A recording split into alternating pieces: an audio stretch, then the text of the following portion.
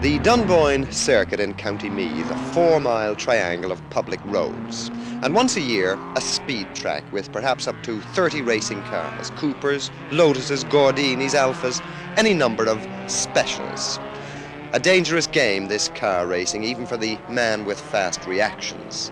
Here at Dunboyne, this 4-mile course has been lapped in 2 minutes, 16 seconds. That's 105.88 miles an hour. But that's only an average figure. On some stretches, cars have reached over 150 miles an hour.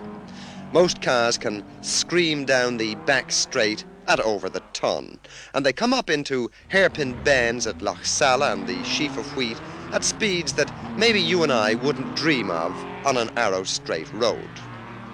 And all this, mark you, on the public highway. Of course, on race day, the roads themselves are closed to all but the racing drivers.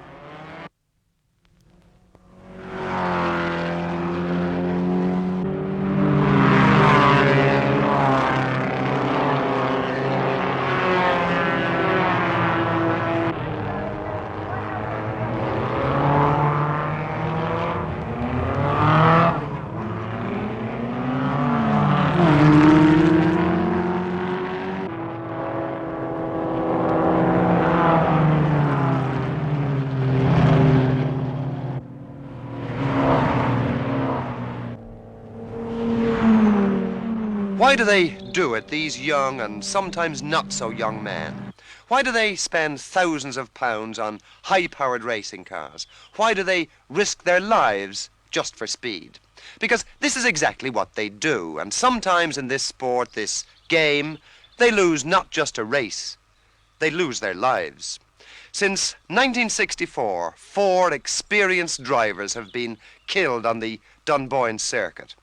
A Scot, a Welshman, an Englishman, and 1 Irishman.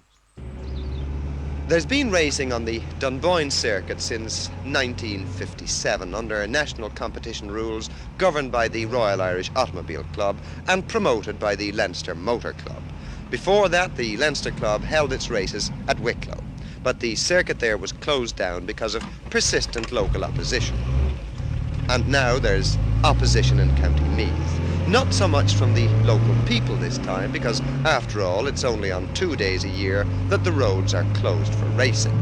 This opposition comes from the experts. The Meath County Council is the authority which grants the order to close the roads for racing. And this year, the council's own experts, its officials, the county engineer and the county manager, as well as the Department of Local Government and the Commissioner of the Garda Síochána, have urged the council to refuse this permission. Refuse it because the circuit is unsuitable and dangerous, and because it's an inconvenience. The council itself was divided on what should be done. One member called the racing men speed lunatics. Meath County Council voted and said, let them race on. The man who proposed that there should be racing again this year is Senator Jack Fitzgerald. I felt that there was no more cogent reason why we shouldn't give permission in 1967, seeing that we had been given permission for the holding of those races and the closing of the roads since 1957. I agree that there is a danger. As we all know, motor racing is a dangerous sport, but those who take part in motor racing are quite conscious of the fact that they're engaging in a dangerous sport, and therefore I can see no cogent reason why we should refuse permission in County Meath. It is unfortunate that we have had fatal accidents and I want to stress, in the motor races. The motorcycling has been fortunately very free of accidents.